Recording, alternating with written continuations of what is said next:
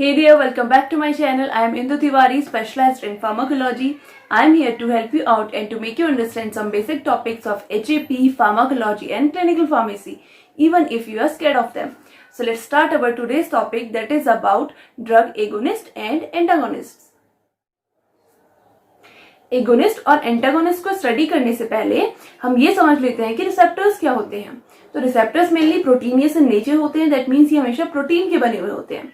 अब अगर हम किसी ड्रग को बाहर से दे रहे हैं या फिर हमारी बॉडी के अंदर जो भी एंडोजीनियस केमिकल्स होते हैं न्यूरोट्रांसमीटर्स के फॉर्म में और वी कैन से हार्मोन्स के फॉर्म में, तो ये सारे न्यूरोट्रांसमीटर्स या हार्मोन्स या फिर जो भी हम ड्रग्स बाहर से दे रहे हैं जिसे हम केमिकल्स बोल रहे हैं, तो ये सारे के सारे केमिकल्स जब तक अपने रिसेप्टर से बाइंड नहीं होंगे ये तब तक अपना एक्शन प्रोड्यूस नहीं कर पाएंगे। अब ये भी जरूरी है कि जो स्पेसिफिक न्यूरोट्रांसमीटर है या स्पेसिफिक केमिकल है वो अपने ही रिसेप्टर से जाकर के बाइंड करे। अगर किसी और के रिसेप्टर से जाकर के बाइंड करेगा तो ये अपना एक्शन प्रोड्यूस नहीं कर पाएगा। इसके अलावा ये किसी और रिसेप्टर से जाकर के बाइंड भी नहीं हो पाएंगे। ठीक है, तो अपने पर्टिकुलर एक रिसेप्टर के लिए एक पर्टिकुलर लाइगेंड और वी कैन से ड्रग और we can say any chemical होता है। ठीक है, तो वही उस रिसेप्टर से जाकर के बाइंड करेगा और उस रिसेप्टर को स्टिमुलेट कर देगा जिसकी वजह से बायोलॉजिकल एक्शन प्रोड्यूस होगा।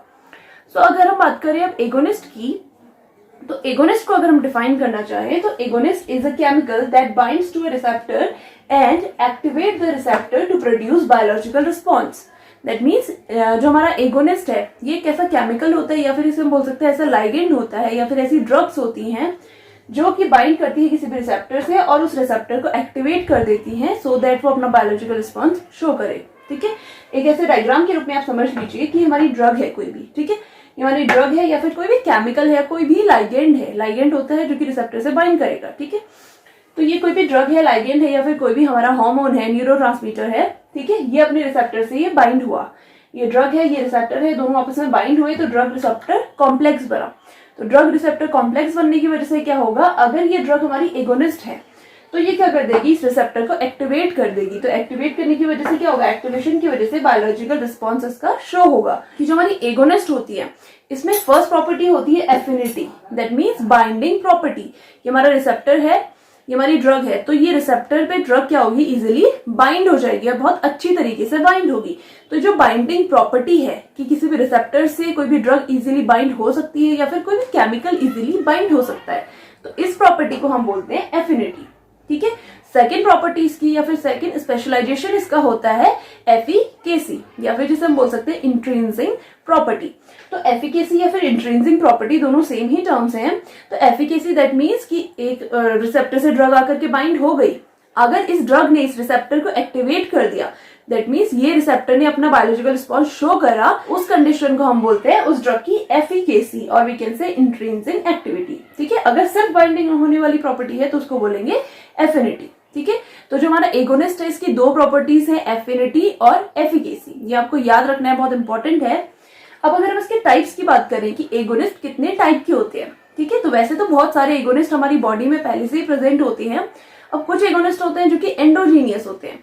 एंडोजीनियस दैट मीन बॉडी के अंदर पहले से ही प्रेजेंट है और अपना काम कर रहे हैं। ठीक है, जैसे कि बहुत सारे हार्मोन्स होते हैं, उसके अलावा जितने भी न्यूरोट्रांसमीटर होते हैं ये सारे के सारे एंडोजीनियस एगोनिस्ट होते हैं, क्योंकि ये जाएंगे अपने रिसेप्टर से बाइंड करेंगे और रिसेप्टर को एक्टिवेट करने का काम करेंगे। इसके अलावा होते हैं एक्सोजीनियस केमिकल्स जो कि हम बॉडी में बाहर से इंड्यूस करते हैं एज लाइक अवर ड्रग्स। तो वो ड्रग्स क्या करेंगे, एगोनिस्ट का ही काम करेंगे लेकिन बॉडी में बाहर से दी गई हैं। ठीक है, तो इसी टाइप से बहुत सारे टाइप होते हैं हमारे एगोनिस्ट के।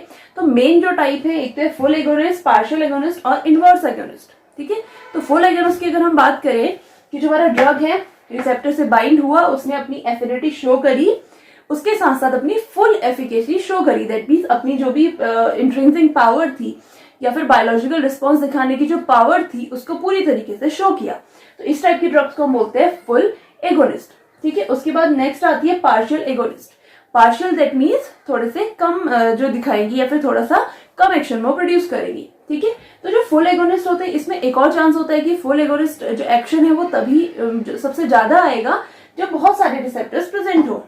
ठीक है, क्योंकि ड्रग्स रिसेप्टर से बाइंड होगी तभी एक्शन प्रोड्यूस करेगी। अब मान लीजिए 10 कंसंट्रेशन है हमारे ड्रग की और सिर्फ 2 कंसंट्रेशन है हमारे रिसेप्टर की, तो इस केस में क्या होगा, ड्रग्स तो ज्यादा है और वो सारी की सारी एगोनिस्ट भी हैं, बट रिसेप्टर की अगर कंसंट्रेशन कम है तो वो अपना फुल एगोनिस्टिक एक्शन नहीं प्रोड्यूस कर पाएगी। ठीक है, तो फुल एगोनिस्टिक एक्शन के लिए क्या है, रिसेप्टर्स का भी फुलफिल पूरी तरीके से होना जरूरी है। ठीक है, अब पार्शियल एगोनिस्ट में क्या होता है कि ड्रग्स अगर 10 भी है, ठीक है, उसके रिसेप्टर भी अगर 10 है, तो उस केस में भी ये फुल एगोनिस्ट जैसा काम नहीं दिखाएंगी। ठीक है, क्या करेंगी, थोड़ा सा कम एक्शन प्रोड्यूस करेंगी, जिसकी वजह से ये पार्शियल एगोनिस्ट कहलाएंगी। नेक्स्ट है इनवर्स एगोनिस्ट। सो नाम से ही आप समझ रहे होंगे कि इनवर्स दैट मीन्स उल्टा।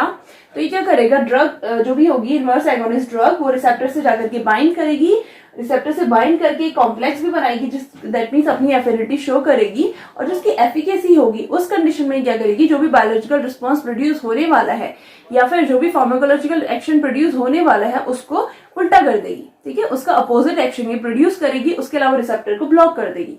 तो इसको बोला जाता है इनवर्स एगोनिस्ट। अब इनवर्स एगोनिस्ट, पार्शियल एगोनिस्ट और फुल एगोनिस्ट के अलावा भी बहुत सारे एगोनिस्ट होते हैं जो कि बहुत ज्यादा इंपॉर्टेंट नहीं है, बट उनको हम कंसिडर कर लेते हैं as like irreversible agonist, reversible agonist और physiological agonist. So physiological agonist ऐसे एगोनिस्ट होते हैं जो कि बॉडी के अंदर ही प्रोड्यूस होते हैं और बॉडी के अंदर ही जितनी भी बायोलॉजिकल रिस्पॉन्सेज हैं उनको बढ़ाने का काम करते हैं। इसके अलावा इरिवर्सिबल एगोनिस्ट दैट मीन्स अगर ड्रग एक बार रिसेप्टर से बाइंड हो गई तो उसके बाद वो इरिवर्सिबल है कि जब तक रिसेप्टर खत्म नहीं होगा तब तक वो ड्रग अपना एक्शन प्रोड्यूस करती रहेगी। इस ड्रग को यहाँ से हटाना बहुत मुश्किल है। ठीक है, तो अब रिसेप्टर भी क्या होते हैं, प्रोटीन्स ही हैं, तो कुछ टाइम बाद ये क्या हो जाएंगे, डिस्ट्रक्ट हो जाएंगे, तो फिर नए प्रोटीन्स बनेंगे, तो वो ड्रग का एक्शन हो जाएगा खत्म। ठीक है, उसके अलावा होते हैं कुछ रिवर्सिबल जो कि कॉमन टाइप के होते हैं, जैसे कि कोई भी ड्रग है रिसेप्टर से बाइंड हुई, जब तक उसकी एफिनिटी है, ठीक है, जितनी देर तक उसकी एफिनिटी है उससे बाइंड करने की वो बाइंड रहेगी और अपना एक्शन प्रोड्यूस करेगी। जैसे ही उसकी एफिनिटी खत्म हो जाएगी तो वो उससे बाइंड नहीं होगी, मतलब वहां से अलग हो जाएगी और बॉडी से बाहर चली जाएगी। तो रिवर्सिबल, इरिवर्सिबल और फिजियोलॉजिकल एगोनिस्ट भी इसके अंदर आते हैं। सो नेक्स्ट है antagonist. So antagonist is a chemical that binds to a receptor but inhibit the activity of the receptor or block its action. That means कोई भी ड्रग है वो रिसेप्टर से बाइंड होगी, बाइंड तो हो जाएगी लेकिन वो उस रिसेप्टर को ब्लॉक कर देगी। ठीक है, अगर किसी भी ड्रग के बाइंड होने की वजह से कोई और एक्शन आने वाला था, जो भी फार्माकोलॉजिकल एक्शन या फिर जो भी बायोलॉजिकल एक्शन आने वाला था, उसको ये ब्लॉक कर देगी। तो ऐसे ड्रग्स को हम बोलते हैं एंटागोनिस्ट। ठीक है, अब जो एंटागोनिस्ट होते हैं ये हमारी बॉडी में पहले से ही प्रेजेंट हो सकते हैं या फिर हम इनको बाहर से भी दे सकते हैं। ठीक है, अब जो बॉडी में पहले से प्रेजेंट है वो मेनली क्या करेंगे कि बॉडी की जो भी ओवर एक्टिविटी हो गई है या फिर जो भी फिजियोलॉजिकल फंक्शन है जिसको ब्लॉक करना जरूरी है उसको ब्लॉक करने का काम करेंगे। ठीक है, अगर हम ड्रग्स की बात बोले तो ड्रग्स के केस में क्या होता है कि जैसे पॉइजनिंग का केस हो जाता है तो उसमें एंटीडोट्स के फॉर्म में हम एंटागोनिस्ट्स को दे सकते हैं। एज लाइक जो ओपोइड पॉइजनिंग होती है, तो ओपोइड पॉइजनिंग के लिए जो इनका एंटीडोट होता है और वी कैन से जो एंटागोनिस्ट होता है वो होता है नैलोक्सोन। तो नैलोक्सोन क्या है, हमारा एंटागोनिस्ट है। ठीक है, और हमारी ओपोइड ड्रग्स क्या है, उस ड्रग की एगोनिस्ट है। तो ये जो एंटागोनिस्ट है वो क्या करेगा, उस ड्रग से जाकर के कंपटीशन करेगा। ठीक है, जो हमारा फर्स्ट टाइप है कॉम्पिटिटिव एंटागोनिस्ट का, तो इसमें क्या करेगा, जो भी हमारी मेन ड्रग है या फिर जो हमारी एंटागोनिस्टिक ड्रग है वो हमारी जो भी एगोनिस्टिक ड्रग है उससे जाकर के कंपटीशन करेगी। अब जो हमारे एंटागोनिस्ट होते हैं इनकी एक स्पेशलिटी होती है कि ये हाईली एफिनाइट होते हैं किसी भी रिसेप्टर से बाइंड होने के लिए। दैट मीन्स हाईली एफिनाइट है तो जल्दी से जाकर के ये रिसेप्टर से बाइंड हो जाएंगे। इसकी वजह से क्या होगा, जो हमारी दूसरी जो ड्रग है या फिर जो हमने पॉइजन लिया है वो इजीली रिसेप्टर से बाइंड नहीं हो पाएगा। तो इस केस में क्या होगा, रिसेप्टर का एक्शन, जो रिसेप्टर है वो अपना एक्शन प्रोड्यूस नहीं कर पाएगा क्योंकि ड्रग ने उस रिसेप्टर को ब्लॉक कर दिया है।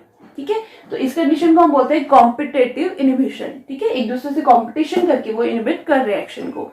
अब इसी के अंदर दो टाइप आते हैं, फर्स्ट है रिवर्सिबल और सेकंड है इरिवर्सिबल। तो रिवर्सिबल दैट मीन्स जो रिवर्स हो सकता है, फिर से वापस से जो रिसेप्टर है वो अपना काम कर सकता है। ठीक है, तो इस केस में क्या होगा कि ड्रग हुई, कंपटीशन हुआ इन दोनों के बीच में, हमारा एगोनिस्ट और एंटागोनिस्ट के बीच में। एंटागोनिस्ट हाईली एफिनाइट था तो इस वजह से एंटागोनिस्ट यहाँ पर जाकर के बाइंड हो गया। ठीक है, अब रिवर्सिबल केस में क्या होगा कि ये जितनी देर में इसकी जो एफिनिटी है, जो इसकी बाइंडिंग प्रॉपर्टी है वो खत्म हो जाएगी, उतनी देर में ही क्या हो जाएगा, इसको छोड़ के वापस ब्लड में चला जाएगा। ठीक है, ये कौन सा वाला कंडीशन है, रिवर्सिबल। अब इरिवर्सिबल वाले केस में क्या होता है कि ये जो हमारा एंटागोनिस्ट है वो रिसेप्टर से ही बाइंड होकर रह जाता है। दैट मीन्स इसकी एफिनिटी इतनी ज्यादा होती है कि वो रिसेप्टर को छोड़ता ही नहीं है, वो उससे ही बाइंड होके रहेगा।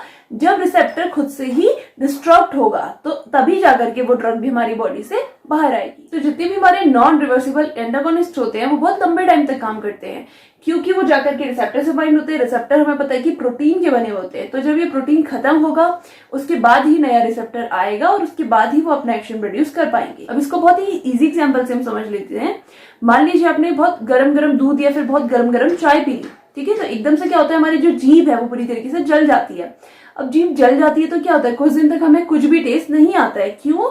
क्योंकि हमारे जो यहाँ पे टेस्ट बर्ड्स होते हैं, ठीक है, टेस्ट बर्ड्स का क्या काम है कि जो भी हम टेस्ट कर रहे हैं, कोई भी हम खाना खा रहे हैं, उसके टेस्ट का सेंसेशन हमारे ब्रेन तक पहुंचाना।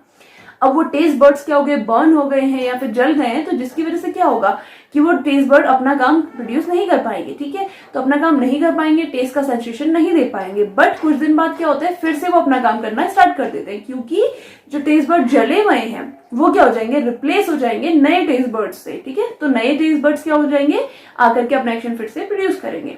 तो यही चीज क्या होती है, रिसेप्टर के केस में भी होती है कि कोई भी रिसेप्टर है तो वो रिप्लेस होता है, तो जैसे ही वो रिप्लेस होगा तो ये नॉन रिवर्सिबल एंटागोनिस्ट है वो भी हमारी बॉडी से रिमूव हो जाएंगे। नेक्स्ट है नॉन कॉम्पिटिटिव एंटागोनिस्ट। तो नॉन कॉम्पिटिटिव एंटागोनिस्ट जैसे कि अपने नाम से ही समझ रहे होंगे कि ये कॉम्पिटिशन नहीं करेंगे, लेकिन फिर भी ये रिसेप्टर को जाकर के एंटागोनाइज करेंगे।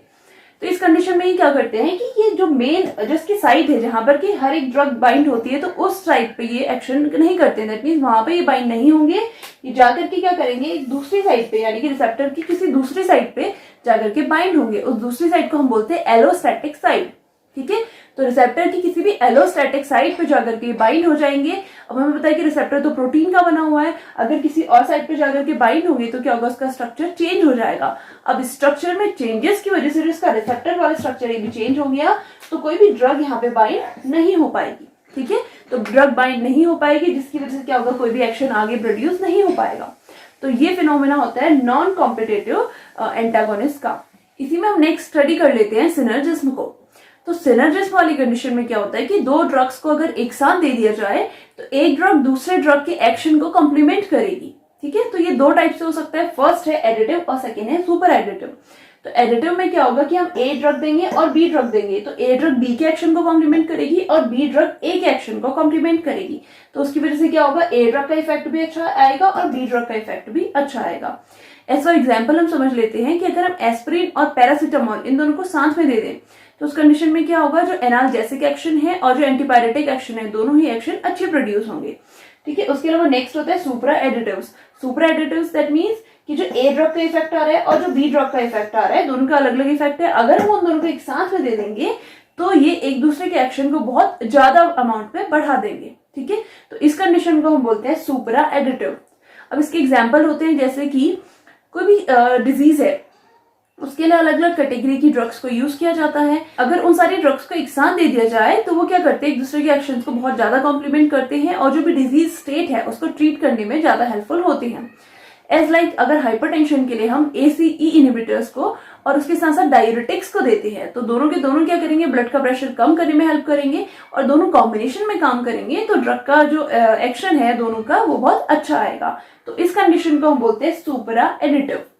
So thank you so much for watching this video. If you have queries regarding this video, please feel free to comment down and I'll answer them as soon as possible. And if you like this video, please like, share and subscribe to my channel Pharma Institution and also press the bell icon.